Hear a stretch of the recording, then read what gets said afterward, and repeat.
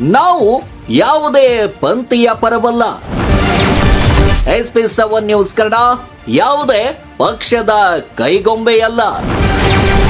ಕಾನೂನಿನ ಚೌಕಟ್ಟನ್ನು ಯಾವತ್ತೂ ಮರೆಯೋದಿಲ್ಲ. ಅನ್ಯಾಯ ಸದೆ ಬಡಿಯದೆ SP7 ನ್ಯೂಸ್ ಕನ್ನಡ ಬಿಡುವುದಿಲ್ಲ.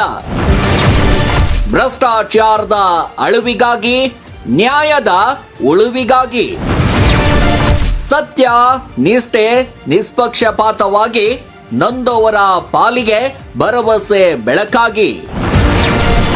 SP7 ನ್ಯೂಸ್ ಕನ್ನಡ, ನಮ್ಮ ನಡೆ, ಅನ್ಯಾಯ ತಡೆ.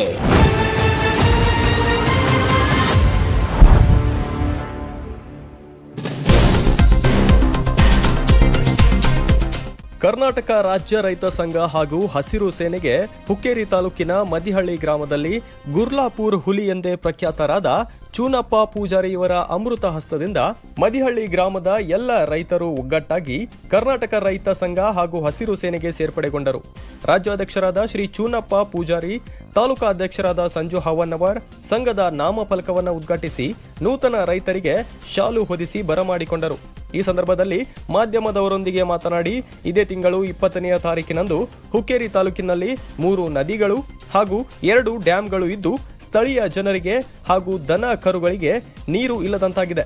ಹಾಗಾಗಿ ಬಸವೇಶ್ವರ ವೃತ್ತ ಕೋರ್ಟ್ ಸರ್ಕಲ್ ಬಳಿ ಪ್ರತಿಭಟನೆಯನ್ನ ಹಮ್ಮಿಕೊಳ್ಳಲಾಗುವುದೆಂದು ಶ್ರೀ ಚೂನಪ್ಪ ಪೂಜಾರಿ ಹೇಳಿದರು.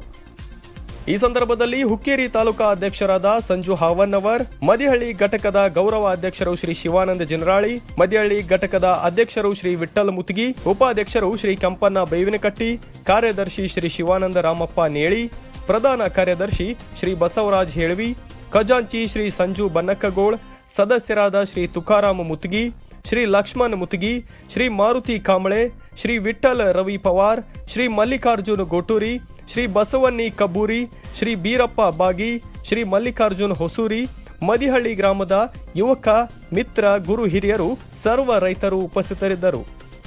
ವರದಿ ಸಂತೋಷ್ ಪಾಟೀಲ್, SP7 ನ್ಯೂಸ್ ಕನ್ನಡ, ಹುಕ್ಕೇರಿ. ಇವತ್ತು ಕರ್ನಾಟಕ ರಾಜ್ಯ ರೈತ ಸಂಘ ಹಾಗೂ ಹಸಿರು ಸೇನೆಯನ್ನು ಮೆದಹಳ್ಳಿಯಲ್ಲಿ ನಾವು ಉದ್ಘಾಟನೆ ಮಾಡಿರ್ತಕ್ಕಂಥದ್ದು. ಕಾರಣ ಏನಪ್ಪ ಅಂತಂದ್ರೆ, ಇವತ್ತಿಂದ ಇದೇ 20ನೇ ತಾರೀಕು ಎಲ್ಲ ಪರಮ ಪೂಜ್ಯರ ನೇತೃತ್ವದಲ್ಲಿ ಮತ್ತು ಎಲ್ಲ ವಕೀಲರಿರ್ಬೋದು, ಎಲ್ಲ ರೈತಪರ ಸಂಘಟನೆಗಳು ಇರ್ಬೋದು, ಎಲ್ಲರೂ ಕೂಡ ಪಕ್ಷಾತೀತವಾಗಿ ಹುಕ್ಕೇರಿಗೆ ನೀರಾವರಿ ಆಗಬೇಕು, ಹುಕ್ಕೇರಿಗೆ ನೀರಾವರಿ ಯೋಜನೆಗಳಾಗಬೇಕು, ಕಾಲುವೆ ಮುಖಾಂತರ ಭೂಮಿಗಳಿಗೆ ನೀರು ಹರಿಸಬೇಕು, ಜಾನುವಾರುಗಳಿಗೆ ಎಲ್ಲರಿಗೂ ಕೂಡ ಸಾರ್ವಜನಿಕರಿಗೆ ನೀರು ಕುಡಲಿಕ್ಕೆ ಕೂಡ ಬರಬೇಕು. ಯಾಕಂದರೆ ಹುಕ್ಕೇರಿಯಲ್ಲಿ ಇರ್ತಕ್ಕಂಥ 2 ಶಿರೂರು ಮತ್ತು ಎಡ್ಕಲ್ ಜಲಾಶಯ ಅದರ 3-4 ಜಿಲ್ಲೆಗೆ ಅನುಕೂಲ ಆಗಿರ್ತಕ್ಕಂಥದ್ದು.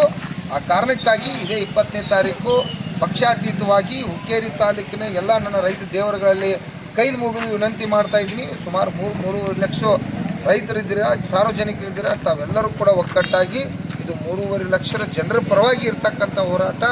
ಹುಕ್ಕೇರಿ ತಾಲೂಕಿಗೆ ನೀರಾವರಿ ಆಗಲೇಬೇಕಾಗಿದೆ.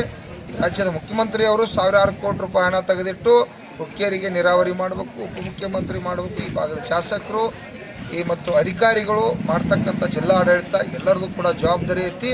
ಲಕ್ಷಾಂತರ ಸಂಖ್ಯೆಯಲ್ಲಿ ನನ್ನ ರೈತ ದೇವರುಗಳು 20ನೇ ತಾರೀಕು ತಾವು ಕೂಡ ಪಕ್ಷಾತೀತವಾಗಿ ತನು ಮನ ದಳದಿಂದ ತಾವೆಲ್ಲರೂ ಕೂಡ ಬಂದು ಆ ನೀರಾವರಿ ಹೋರಾಟವನ್ನು ಯಶಸ್ವಿ ಮಾಡಿ ನಮ್ಮ ರೈತರಿಗೆ ಆರ್ಥಿಕತೆಗಾಗಿ ಇವತ್ತು ನಾವು ಕೂಡ ಯಾರ ನೀರಾವರಿ ಇಲ್ಲ ಅವರು ಕೂಡ ಕಬ್ಬು ಬೆಳಿಬೇಕಾಗೈತಿ, ಕಬ್ಬಿಗೆ ಕೂಡ ಹೆಚ್ಚಿನ ರೇಟ್ 5,500 ರೂಪಾಯಿ ತೊಗೋಬೇಕಾಗೈತಿ. ಈ ರೀತಿ ಎಲ್ಲ ಹಲವಾರು ವಿಚಾರಗಳ ಕೂಡ ನಾವು ರೈತರು ಆರ್ಥಿಕವಾಗಿ ಪ್ರಬಲ ಆಗಬೇಕಾಗೈತಿ.